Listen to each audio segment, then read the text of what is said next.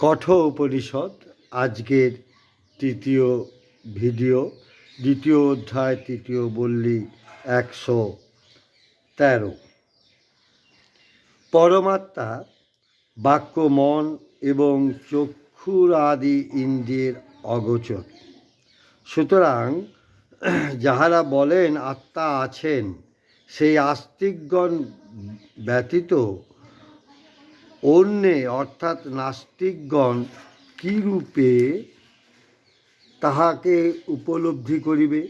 অর্থাৎ আস্তিবাদী আচার্যগণ ব্যতীত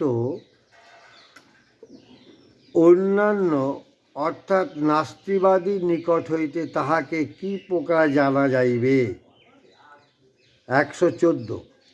পরমাত্মা আছেন এইভাবে তাহাকে উপলব্ধি করিতে হইবে, তত্ত্বভাবেও তাহাকে উপলব্ধি করিতে হইবে, অর্থাৎ তাহার স্বরূপের জ্ঞান লাভ করিতে হইবে।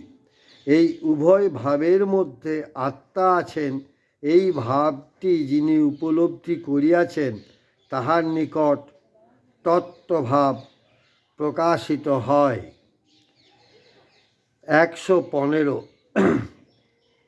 মানুষের হৃদয়ে যে সকল কামনা আশ্রিত আছে, সেই সকল কামনা যখন দূরীভূত হয়, তখন মরণশীল মানুষ অমৃতত্ব লাভ করে এবং ইহ জীবনেই ব্রহ্মকে ভোগ করিতে সমর্থ হন। 116। ইহজীবনেই যখন হৃদয়ের গ্রন্থি সকল অবিদ্যাজনিত প্রত্যয়সমূহ ছিন্ন হয়, তখন মরণশীল মানুষ অমৃতত্ব লাভ করে। ইহাই বেদান্ত শাস্ত্রের উপদেশ, ইহার অধিক আর নাই।